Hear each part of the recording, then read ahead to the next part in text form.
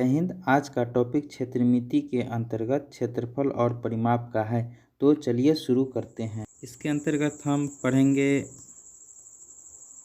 क्षेत्रफल और परिमाप को। सबसे पहले यह जानने की कोशिश करेंगे कि यह जो क्षेत्रफल है यह क्या होता है, फिर उसके बाद हम परिमाप पर चलेंगे। मान लीजिए आपके पास एक ज़मीन का टुकड़ा है और उस ज़मीन के टुकड़ा एक मेड़ से घिरा हुआ है, एक आरी बांधा हुआ है और उस मेड़ के अंतर्गत जो जगह है वही आपका क्षेत्रफल है। जैसे मान लीजिए यह एक ज़मीन का टुकड़ा है,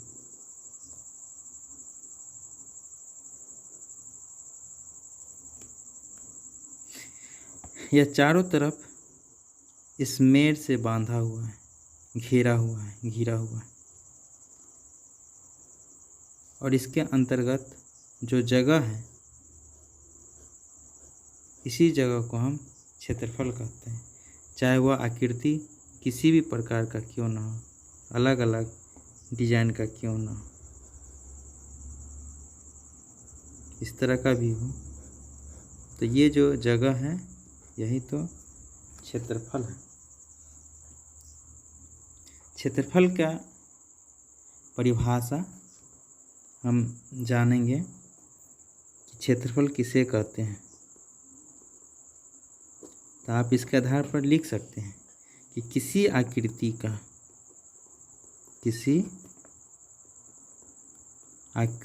का उसके सभी भुजाओं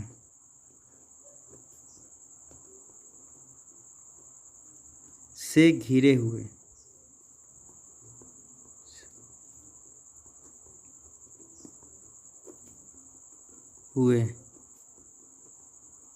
जगह को उस आकृति का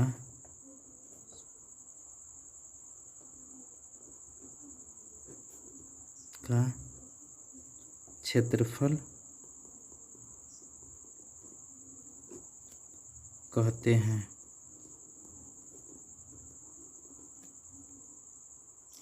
क्षेत्रफल का इकाई इस क्षेत्रफल का इकाई जिसे हम अंग्रेजी में यूनिट भी कहते हैं, वर्ग सेंटीमीटर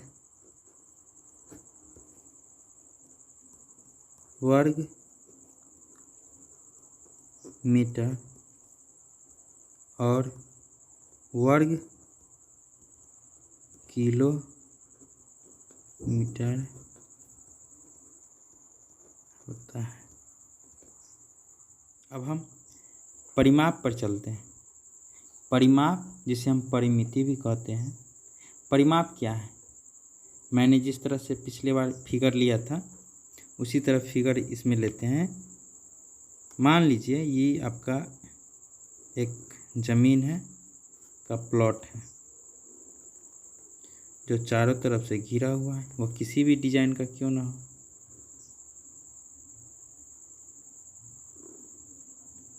इस डिजाइन का भी हो सकता है, किसी भी डिजाइन का हो।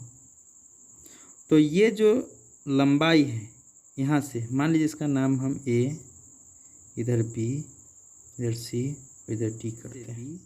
बी से सी और सी से डी और डी से ए, इन चारों लंबाई को अगर हम जोड़ दें तो इस आकृति का परिमाप मिलेगा। मान लीजिए कि इसकी लंबाई 4 मीटर, इसकी लंबाई 6 मीटर, फिर इसकी लंबाई 4 मीटर और इसका भी लंबाई 6 मीटर। और आप इन सभी को जोड़ते हैं, जैसे 4 + 6 + 4 + 6, और इन सभी को जोड़ 20 मीटर। इस आकृति का परिमाप 20 मीटर हुआ। पुनः हम दूसरा फिगर में चलते हैं। इसको 4 मीटर समझते हैं, इसको भी 5 मीटर, इसको 6 मीटर।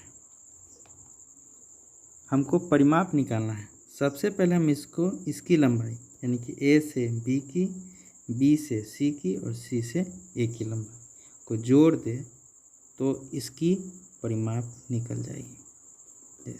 4 + 5 + 6, 4 5 9, 9 6 15। इस आकृति की जो लंबाई है यानी कि सभी भुजाओं का जोड़ का जो लंबाई वो 15 मीटर है, यानी कि इसका परिमाप 15 मीटर। कहें कि परिमाप लिखिए। इसके आधार पर हम लिख सकते हैं कि किसी आकृति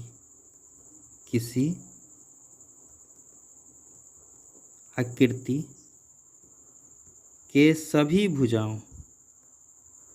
सभी भुजा की लंबाई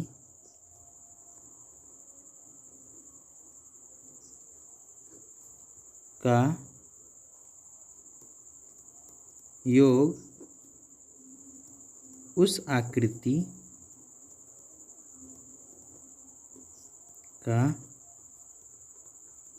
परिमाप होता है। परिमाप की इकाई यानी कि यूनिट सेंटीमीटर,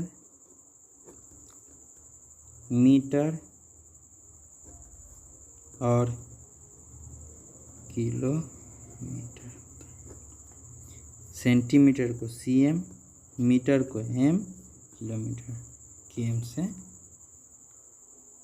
सूचित करते हैं। त्रिभुज पर चर्चा करते हैं। त्रिभुज, जिसे हम अंग्रेजी में ट्रायंगल भी कहते हैं।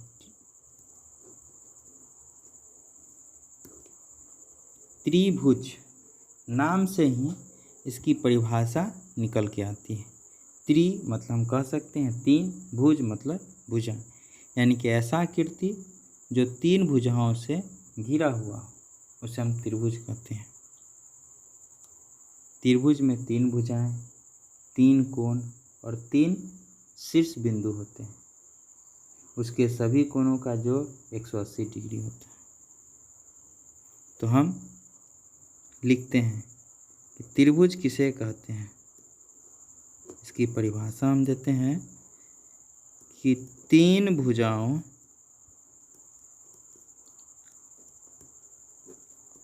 से घिरा समतल क्षेत्र त्रिभुज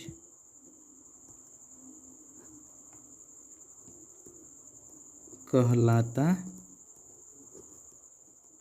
त्रिभुज के 3 भुजा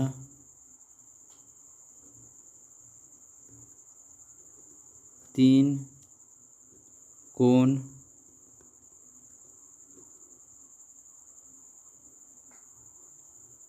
एवं 3 शीर्ष बिंदु होते हैं।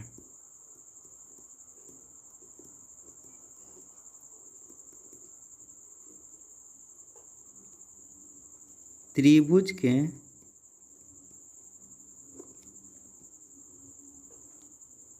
सभी कोणों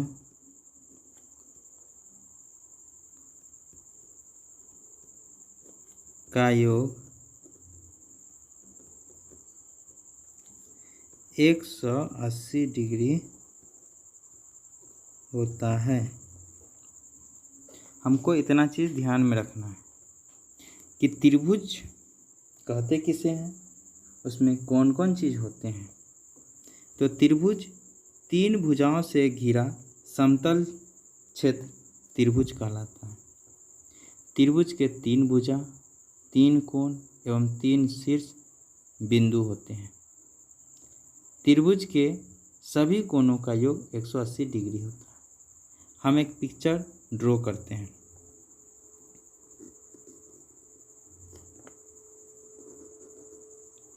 हमने परिभाषा से जाना है कि त्रिभुज में 3 भुजा होते हैं। चलिए 3 भुजा से एक आकृति बनाते हैं, इस पर नामकरण करते हैं इसका। चलिए इसका नामकरण भी किए। इसे हम कह सकते हैं कि ABC एक त्रिभुज है जिसमें 3 भुजा हैं। पहली भुजा का नाम AB, दूसरी भुजा BC और तीसरी भुजा AC है। ये जो है AB भुजा हुई, BC भी इस त्रिभुज का भुजा है और AC भी इस त्रिभुज का भुजा है। इसमें 3 कोण हैं, कोण A, कोण A, कोण B और कोण C। इसके 3 शीर्ष बिंदु, ये सबसे लास्ट पॉइंट, 3 शीर्ष बिंदु A, B और C। हम जानते हैं कि त्रिभुज के तीनों कोणों का जोड़ 180 डिग्री होता है। इस तरह से हम कोण A प्लस कोण B प्लस कोण C को जोड़ेंगे तो 180 डिग्री होगा। भुजा के आधार पर त्रिभुज 3 प्रकार के होते हैं। एक होता है समबाहु त्रिभुज,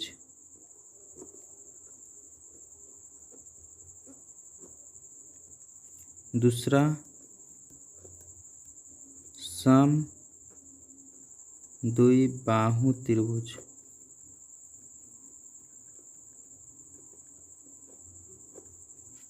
और तीसरा विषम बाहु त्रिभुज। सबसे पहले हम समबाहु त्रिभुज पर चर्चा करते हैं। समबाहु त्रिभुज किसे कहते हैं? इसमें भी नाम से पता चलता है कि इसकी वास्तविक जो फिगर होगा वह किस तरह का होगा। समबाहु त्रिभुज, सम मतलब बराबर, बाहु मतलब भुजा, यानी कि जिस त्रिभुज के तीनों भुजा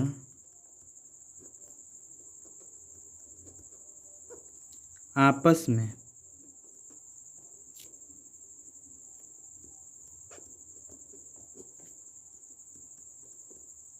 बराबर हो उसे समबाहु त्रिभुज कहते हैं। भाषा के आधार पर एक पिक्चर ड्रॉ करते हैं।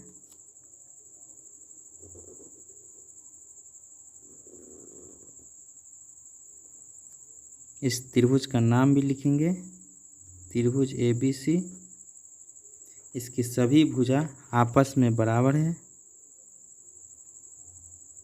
मान लीजिए AB भुजा की लंबाई A मीटर, इसकी भी A मीटर, ये भी है A मीटर।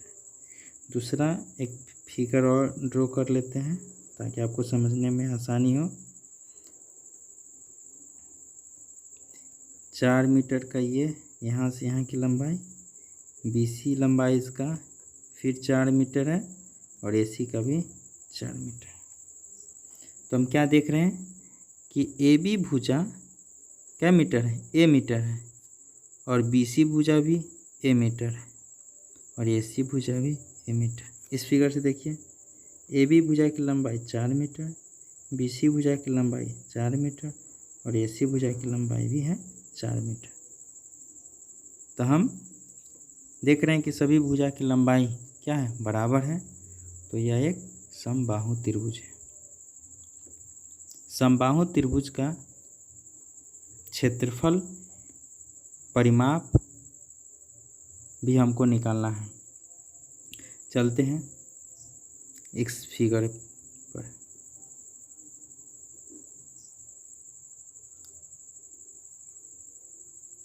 एक फिगर बना लिए, ए बी सी, और बी सी पर ए डी लंब डाल दिए। हम जानते हैं या मान लेते हैं कि इस भुजा की लंबाई ए मीटर, ए सी भुजा की भी लंबाई ए मीटर, और बी सी भुजा की लंबाई जो कि बी से सी है वो भी ए मीटर है। समबाहु त्रिभुज का क्षेत्रफल √3/4 इंटू भुजा स्क्वायर। यह √3/4 कहाँ से आया, हम अगले वीडियो में इसकी चर्चा करेंगे। आप इसको नोट करिए। फिर हम समबाहु त्रिभुज का परिमाप के बारे में हम जानते हैं कि सभी भुजाओं का जोड़ क्या होता है, परिमाप होता है। तो इन सभी भुजाओं को अगर हम जोड़ दें, इसकी लंबाई, इसकी लंबाई, इसकी, यानी कि ए बी की लंबाई, बी सी की लंबाई और ए सी की, तो इस त्रिभुज का हमको क्या परिमाप मिल जाएगा। इसका परिमाप अगर हमको लिखना पड़े तो क्या लिखेंगे, यहाँ से यहाँ, यानी कि ए बी की लंबाई ए प्लस बी सी की लंबाई भी ए प्लस और ए सी की भी लंबाई ए प्लस, तीनों को जोड़ेंगे तो क्या होगा 3a। भुजा सभी बराबर है, इसलिए समबाहु त्रिभुज का परिमाप हम लिख सकते हैं 3 इंटू भुजा।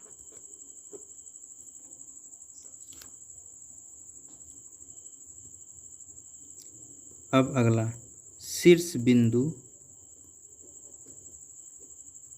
से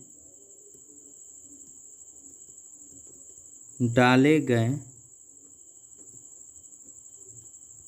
लंब की लंबाई